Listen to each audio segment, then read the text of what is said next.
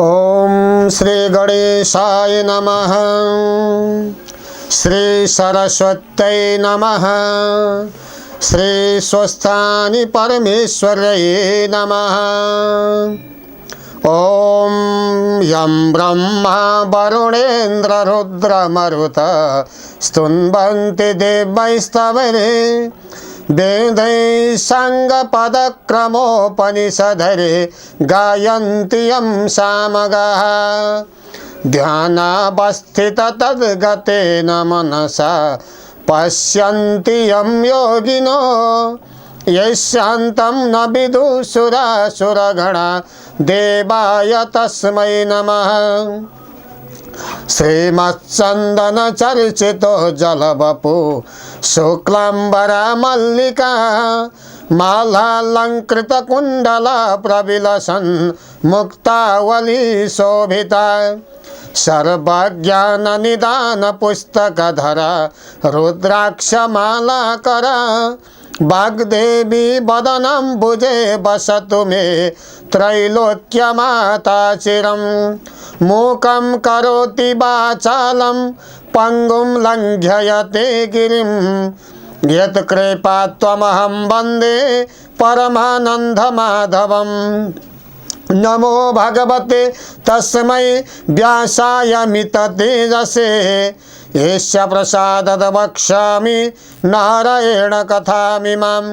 नारायणं नमस्कृत्य नरं चैव नरोत्तमं देवीं सरस्वतीं व्यासं ततो जयमुदीरयते। साष्टाङ्गं नमनं कृत्वा स्वस्थानिं परमेश्वरीं कथां सोदोपमाः दिव्या श्रुत्वाभीष्टफलं लभेत्। ओम मंत्रपुष्पाञ्जलिं समर्पयामि। श्री स्वस्थानि परमेश्वर्यै नमो नमः।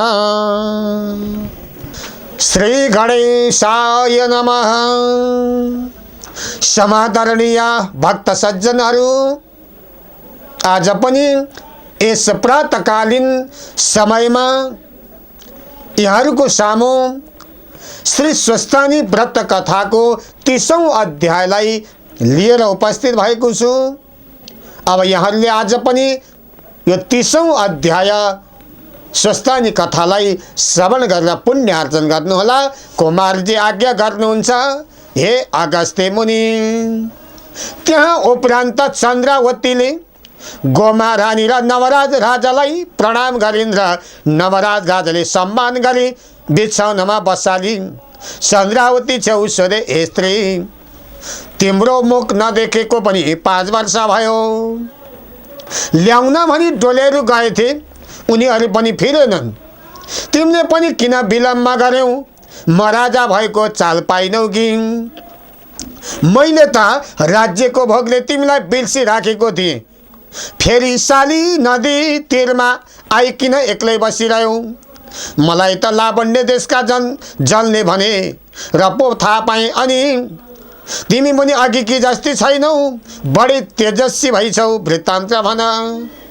आफ्ना स्वामी नवराजले भनेको सुनि चन्द्रावती भन्छन्, हे स्वामी, माइत बसेको थिएँ। तपाईँले डोलीहरू पठाउनु भएछ। राजा भएको खबर तिनको मुखबाट सुनेर चाँडो बाबा महतारी छौ बिदा भई डोलीमा बसी। कहिले मेरा स्वामीको दर्शन पाउला भनी हतपताई आएकी थिएँ। त्यस दिन माघ महिना शुक्ल पूर्णिमा दिन रहेछ, माघ शुक्ल पूर्णिमाको, र त्यस भनमा स्वर्गका अवसरहरू श्री स्वस्थानी परमेश्वरको व्रत गर्न लागेको डोलीहरूले देखे। डोली अड्डाई हामीलाई भोक लाग्यो, केही चिज पाए खाइ आउँछौँ, तपाईँ एकछिन यहीँ रहनुहोस् भनी मलाई एक्लै वनमा छोडेर अप्सराहरूले व्रत गरेको ठाउँमा गई। अप्सराहरूका संसर्गमा व्रत गरी प्रसाद लिई म छेउ आई। प्रसाद दिन त्यस बेलामा मलाई अहङ्कारले छोप्यो र डोलीदेखि ओर्ली डोलीहरूका हातदेखि प्रसाद खोसी थु थु गरी थुकी। घोडाले कुल्ची मिल्काई। श्री स्वस्थानी परमेश्वरलाई पनि नाना तरहले निन्दा गरी डोलेहरूलाई के गरे गाली गरे। डोलेहरू मदेखि डराई केही भन्न नसकी। आँखादेखि आँसु खसाली डोली बोकी चुप लागि आए। साली नदीमा आइपुगी तर्न लाग्दा अकस्मात चँदुवा टाइगो जस्तो मेघ उठी। ठुलो बतास चल्यो, पानी आएर म डोलीदेखि साली नदीका माझमा खसेँ। डोलेहरूलाई कसो भो म केही थाहा पाइनँ। त्यसपछि नदीदेखि झिकी कसले पाखा राखिदियो त्यो पनि मलाई थाहा छैन। शरीरमा कहिले मूर्छा हुने, कहिले चेष्टा हुने भयो, यस्तै हुँ भन्ने ज्ञान पनि भएन। नदीका तीरमा परिरहे। 5 दिन भएपछि कपिल नाउँ गरेका 2 भाइ ब्राह्मण त्यतैबाट आए। कहाँ जान लागेको भनी मैले सोद्धा ती ब्राह्मणहरूले राजाको ब्राह्मण भोजनमा जान्छौँ भनेपछि उसो भए मलाई पनि केही मागी ल्याइदेऊ भनी पठाए। ब्राह्मणहरू गए, ब्राह्मण भोजन गरी फेरि म छेउ आएर हे पापिनी, तेरा निमित्त हामीलाई शर्मा भयो। तेरो नाउँ गर्ने बित्तिकै राजाको सम्पूर्ण भण्डार सुकी गयो। रानीलाई पकाइराखेको भात रहेछ, ल्याइदिएको छ भनी पातमा भात ल्याइदिए र मलाई साह्रै भोक लागेको हुनाले मुख नधोई खान लागे। तोदेखि ब्राह्मणहरूले भने हे पापिनी, त्यस्तो अवस्थामा परिकन पनि तँलाई धर्मको चेष्टा रहेनछ। तेरो अवस्थादेखि हामीलाई अति करुणा भयो, मुख धोई खा। श्री स्वस्थानी परमेश्वरको व्रत गर, सम्पूर्ण पाप नाश होला भनेर ब्राह्मणहरू गए। मुख धुन नदी भनी साली नदीमा जाने बित्तिकै साली नदीको जल सुकी गयो। त्योदेखि माथि आई मुख नधोई खान लाग्दा भात खरानी भयो। त्यही खरानी पनि खान लाग्दा ठुलो बतास आयो, उडाएर लग्यो। नाना तरले रोइ कराई, शीत ताप भोक प्यास सही त्यहाँ दुःखले बसिरहे। यस्ता तरले सहँदा पौष शुक्ल पूर्णिमाको दिन आयो। श्री स्वस्थानी परमेश्वरको व्रत आरम्भ गर्न स्वर्गदेखि अप्सराहरू साली नदीमा स्नान गर्न आएर मैले देखेँ। 4 हात पाउ टेकी गए। तिमीहरू को हौ? केही खानेकुरा भाइ मलाई देऊ भनी सोधे। के पापले म यस्तै भएँ भने? तब अप्सराहरूले हामी अप्सरा हौँ, श्री स्वस्थानी परमेश्वरीको व्रत आरम्भ गर्न साली नदीमा स्नान गर्न आयौँ। हे पापिनी, तेरो अवस्थादेखि हामीलाई अति करुणा भयो। सुन, श्री स्वस्थानी परमेश्वरीको व्रत गर, त्यसै व्रतका प्रभावले सम्पूर्ण पाप नाश होला, दुःखका समुद्रदेखि पार होलिस् भने। म यस्तो अवस्थामा परेकी पापिनीले कसो गरी त्यो व्रत गरौँ? सामग्री कहाँ पाउला, के चाहिन्छ भने अप्सराहरूले सम्पूर्ण व्रत विधि सुनाई अप्सराहरू स्वर्ग गए। मैले पनि उनीका उपदेशले पौष शुक्ल पूर्णिमाका दिनदेखि स्नान गरी एक भक्त रही महिना दिनसम्म नित्य मध्याह्न कालमा श्री महादेवको पूजा गरिरहे। महिना दिन भयो। माघ शुक्ल पूर्णिमाको दिन श्री स्वस्थानी परमेश्वरीको व्रत गर्न स्वर्गदेखि अप्सराहरू फेरि त्यहीँ आए। हे स्वामी, श्री स्वस्थानी परमेश्वरीका व्रतको प्रभावले मेरो कुष्ठी रोग पनि निको भयो, हात गोडा पनि अघिकै जस्तो भइ आयो र अप्सराहरू छेउ गई तिनीहरूका उपदेशले पौष शुक्ल पूर्णिमाका दिनदेखि व्रत आरम्भ गरेको छु। महिना दिन भयो। अब श्री स्वस्थानी परमेश्वरीको पूजा गर्न सामग्री केही छैन, कसो गरौँ भने अप्सराहरूले सामग्री नभई नदीदेखि बालुवा ल्याई सामग्री तुल्या भने मैले साली नदीदेखि बालुवा ल्याई सामग्री तुल्याएँ। सामग्री सिद्ध भयो। जो चिताएको थियो सो सिद्ध भएको अप्सराहरूले देखि खुसी भई, हे सुन्दरी, तँलाई हामी पापिनी भन्थ्यौँ, आजदेखि तेरो नाम पुण्यवती भयो भने। सोही सामग्रीले मैले अप्सराहरूका संसर्गमा व्रत गरेँ। सम्पूर्ण व्रत गरिसके अप्सराहरू स्वर्ग गए। श्री स्वस्थानी परमेश्वरीको प्रसाद अष्टोत्तर 100मा 8 अक्षता, 8 बेली पुष्प, 8 यज्ञसूत्र, 8 पान, 8 कुड्का सुपारी, 8 रोटी सगुन समेत दिनलाई उस बेलामा मेरा कोही थिएनन् र मेरा स्वामीसित चाँडै भेट होस् भनी साली नदीमा बगाएँ। 100 रोटी आफूले फलाहार गरिन्। राति श्री स्वस्थानी परमेश्वरीलाई मनले सम्झे जागा भइरहे। उज्यालो भएर साली नदीमा स्नान गर्ने। केही खाना खाई माइत जान भने लाग्दा लोकहरू लिन आए। हे स्वामी, श्री स्वस्थानी परमेश्वरीलाई निन्दा गरेको पापले त्यस्तो अवस्था कि मलाई उनै ईश्वरीको कृपाले अप्सरा कपिल ब्राह्मणका उपदेशले यस्तै भए तपाईको दर्शन पाए। श्री स्वस्थानी परमेश्वरीदेखि ठुला देवताहरूको कोही छैनन्। सम्पूर्णको व्रतको हो व्रत पनि, धर्मको पनि धर्म, कालको पनि काल, देवताको पनि देवता यस्तै। ईश्वरीलाई कोटि कोटि नमस्कार। यति भनी चन्द्रावती रानीले बारम्बार नमस्कार गर्दै भइन्। इति स्कन्द पुराणे केदारखण्डे माघ महात्म्ये कुमार अगस्त्य संवादे श्री स्वस्तानी परमेश्वर्या व्रत कथायां चन्द्रावती श्री स्वस्तानी व्रत कृत नाम 30 आदरणीय दर्शकहरू, हामीले श्री स्वस्तानी व्रत कथा अर्थात् पुष शुक्ल पूर्णिमादेखि हरेक दिन बिहान प्रख्यात भागवत वाचक रहनुभएका पण्डित टीका सुवेदीज्यूको मुखारबिन्दबाट 1 महिनादेखि प्रसारण हुँदै आएको श्री स्वस्तानी व्रत कथा अर्थात् स्कन्द पुराण माघ महात्म्य कथाको यो कथा यहाँलाई श्रवण गराइरहेका थियौँ। आज अन्तिम दिन माघ शुक्ल पूर्णिमाको दिन हो आज, र आजदेखि श्री स्वस्तानी व्रत कथा 2080ले भने हामीबाट बिदा लिँदैछ। हो, यसै अवसरमा अब श्री स्वस्तानी व्रत कथाको 31औं अध्यायलाई हामीले यहाँहरूको माझमा प्रस्तुत गर्दैछौँ। विशेष गरी श्री स्वस्तानी व्रत कथा गरी श्री भोलेनाथ र यसै गरी माता पार्वती, सतीदेवी अनि श्री स्वस्तानीसँग सम्बन्धित रहेको यो अत्यन्त स्कन्द पुराण माघ महात्म्यको कथा हो। यसैलाई यहाँहरूले श्रवण गर्नुभयो, के कति पुण्य आर्जन गर्नुभयो, भविष्यका दिनमा पुण्य आर्जनले पनि यहाँहरूको शुभ रहोस्, शुभ दिन रहोस्, शुभ पल रहोस्। यदि भन्दै अबको अन्तिम अध्याय श्रवण गर्नकोतिर लाग्नुहोला। अब वाचन गर्दै हुनुहुन्छ प्रख्यात भागवत वाचक पण्डित टीका सुवेदीज्यू। ओम श्री गणेशाय नमः। समादरणीय भक्त सज्जनहरू, यहाँहरूको साथमा आज यो प्रातःकालीन समयमा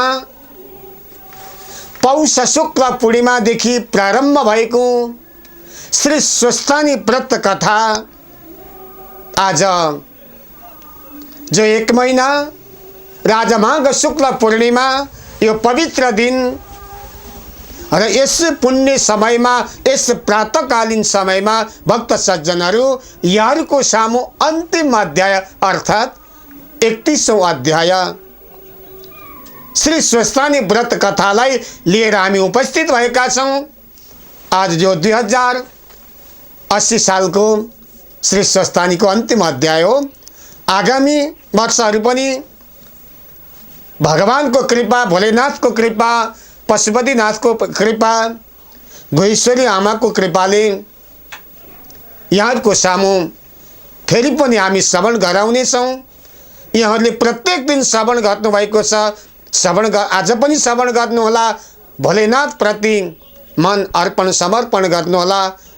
र आज यो पवित्र माघ शुक्ल पूर्णिमाको यो प्रातःकालीन समयमा यहाँहरूले आफ्नो घरमा बसेर आफ्नो मोबाइल टेलिभिजन सेटबाट प्रत्यक्ष रूपमा श्रवण गरेर दर्शन गरेर पुण्य आर्जन गर्नुभएको छ। गर्नुहोला। आज अन्तिम र आज विशेष दिन पूर्णिमा दिन हो। अब कथा प्रसङ्गमा लागौँ। कुमारजी आज्ञा गर्नुहुन्छ। हे अगस्त्य मुनि, तहाँ उपरान्त अब यस्ता वचन चन्द्रावती बुहारीले भनेको सुनि गोमा ब्राह्मणी रानी खुसी भई हे स्वस्तानी परमेश्वरी भनी मनले सम्झी अञ्जली बाँधे चन्द्रावती रानी छेउ गई भनिन्, हे बुहारी, त्यस्ता हिसाबमा परिकन पनि ईश्वरको भक्ति गर्न सक्ने तिमी धन्य रहिजाऊ। मेरो कुरा पनि भन्छु सुन। अघि तिम्रो स्वामीले आफ्ना बाबुको खबर गर्न गएपछि तिमी पनि माइत गयौ। घरमा केही नहुनाले मैले धागो काटी ढिकी जातो गरी दिन बिताएँ, दुःख धेरै पाएँ। एक दिन सप्तऋषिहरू आए, मैले दुःख पाएको देखि बडो दया गरे। हे गोमा ब्राह्मणी, हजुर श्री स्वस्तानी परमेश्वरीको व्रत गर्नुहोस्, सबै दुःख नाश होला भनी व्रत विधि बताई उपदेश दिए। ऋषिहरूलाई भोजन गराउनको निमित्त घरमा केही पनि थिएन। के गर्नु? चर्खामा रहेको धागोको पान लिन भनी बरैको घरमा गए। पान लिई आउँदा ऋषिहरू गइसकेछन्। उनीहरू बसेको पिर्कामा 7वटा सुनको कौडी राखेका रहेछन्। मैले पाएँ।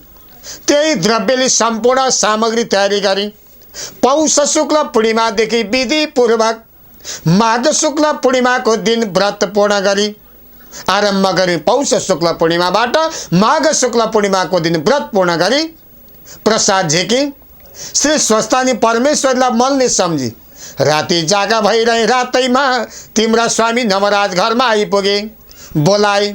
त्यसपछि मैले सुनि बाहिर आएँ, भित्र लगे खानपिन दिएर तिम्रा बाबुको खबर के छ भनी सोधी तिम्रा स्वामीले आफ्ना बाबु भिक्षा माग्न भनी गङ्गा गएका तीरमा पुगे। स्नान गरी नित्य पूजा गर्न फुल टिप्दा रुखबाट खसी मरे र मरेका र 10 क्रिया गरी आएको वृत्तान्त सुनाए। त्यो सुनि मलाई कति शोक भयो होला। म यति शोकमा परेँ। तिम्रा स्वामी नवराजले शोक नगर्नु भनी नाना तरले बुझाए। हे माता, आज यस बेलासम्म नसुधी किन बसिरहनु भयो भनी सोध्यो बाबुले। मैले हे छोरा, श्री स्वस्थानी परमेश्वरीको व्रत गरेँ, ईश्वरीलाई सम्झी जागा भए रहे भनी कहे। उज्यालो भयो र नवराज स्नान गर्न गए। गङ्गादेखि हरिहर प्रत्यक्ष भई हे नवराज, तेरी महताजले श्री स्वस्थानी परमेश्वरीको व्रत गरेको देखि हामी सन्तोष भयौँ। लावण्य देशमा राजा छैनन्, हात्तीलाई राजा खोज्न लगाएको छ, त्यहाँ आए तँलाई अविशेष देऊला, राजा होला शनि वरदान दिई अन्तर्धान भएछन्। र तेरा स्वामी नवराजले मछ्यौआई वृत्तान्त भने।